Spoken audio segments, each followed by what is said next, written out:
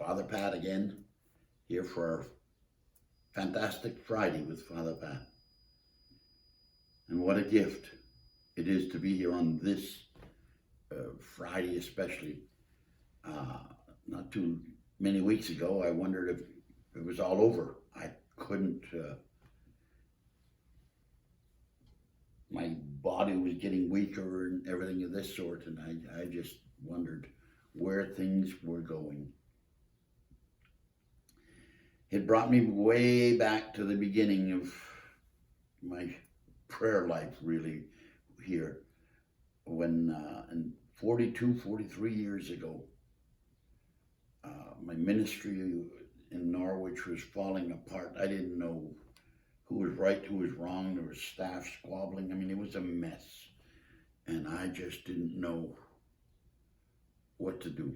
I remember thinking that if I could, I would escape to some faraway island like Tahiti or somewhere where nobody knew me and live life anew. And Ash Wednesday morning, 1979, I said a prayer. God, if I had my way, I'd just disappear and forget it. And you know, God does come to our help when we need him. Maybe that was the secret of my life before, is that I didn't need him. I didn't think I needed him.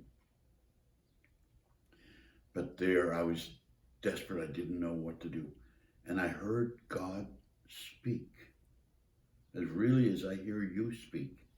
He said, for your Lenten penance this year, instead of giving up something, say this prayer every day. And the prayer was, Mary, help me see God's love for me today. That was it. I remember arguing with myself, Mary. I hadn't prayed to Mary in years. I mean, I could go directly to Jesus. But that wasn't the words he gave me. And they weren't, I knew it wasn't mine. I didn't know. I said, what the heck, I'll try it. So I did it for Lent that year. I picked up the rosary, something I hadn't done in years. And at every decade of the rosary, I asked Mary, Mary, help me see God's love for me today. Didn't see anything at the beginning. No. I often wondered if I was stupid, but I knew the words weren't mine. I wouldn't have thought of that prayer. But by the end of Lent, things were no better with the ministry. In fact, they were worse. But in June, my bishop dissolved it and had me start all over again. But I had a peace that I had never known in my life. That sounded like such a selfish prayer. Mary, help me see God's love for me today. I remember thinking, shouldn't I be praying to love God more? To love my neighbor more?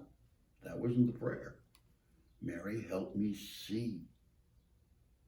Oh, help me see God's love for me today.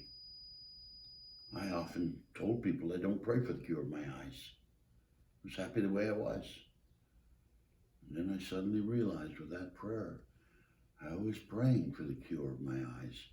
I was praying to be able to see God's love for me today. That little prayer, 43 years now, is my daily prayer still. It's changed my life. Everything that goes haywire. Mary, help me see God's love for me today. And I watch his love bring good out of disasters, out of garbage, out of hurts, out of pain. It's his love that's moved me from Norwich, Connecticut, to New York, to Maine, and ultimately brought me here to San Antonio. It's his love that brought me through sickness and suffering I had a sciatic attack in 2012 and didn't look too good that I was going to make it at all. My sister, God bless her, from San Antonio, came up and heard the doctors talking about sending me to a nursing home. And she said, he's not going to a nursing home. The doctor said, where's he going, honey? He can't stay here. She said, he's coming home with me. She hadn't asked me. But what a move that was. She brought me here. And it's been home ever since. What a gift. What a gift. And then, I never forget, we think we're in charge of our life. We don't have any charge at all. If we're smart, we let God have it. Because I've been working here for a while. In fact, I'd moved to come here to the villa to see what it was like because they'd asked me to come for a mass. Well, I came and fell in love with the place and moved in.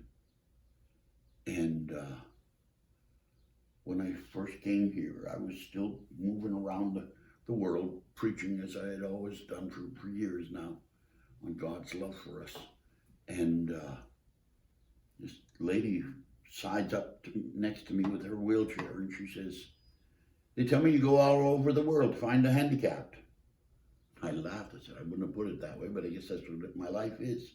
And she said, well, I just want you to know there's 200 of us here that need you. It was a fellow resident. It wasn't the staff. It wasn't my superiors. They prayed and I made the decision that Christmas that this is where God had moved me. Okay, God, you keep me busy. And he's kept me busy. During the pandemic, I was privileged to be the one to celebrate daily mass because other priests from outside couldn't come in to the villa. And I loved it.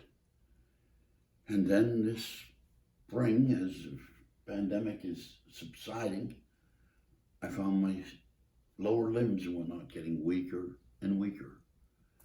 And I wondered what the heck's going on with the doctors, and they got me into therapy and things of this sort, but nothing really concrete happened.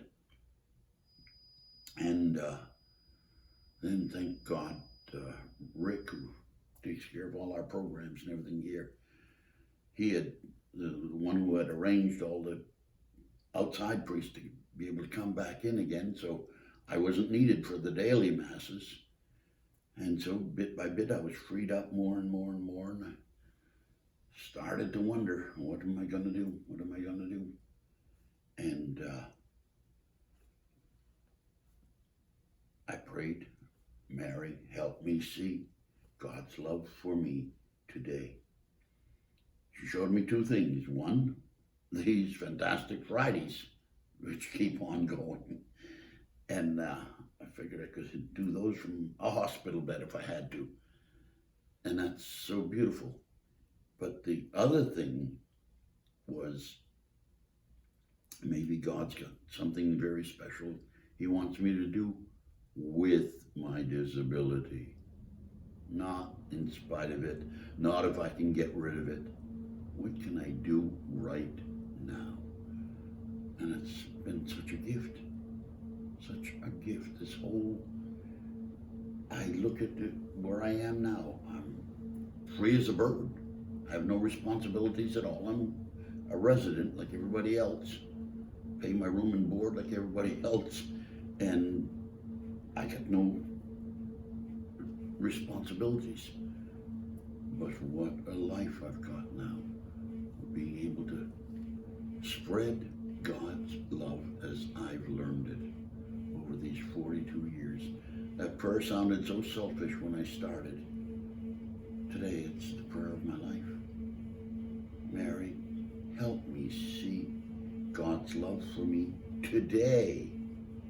Not if this disability goes away, not if this changes, not if that, no. Help me see God's love for me today. That's the prayer of my life. It's the prayer that's made my life. And I hope with today's little tidbit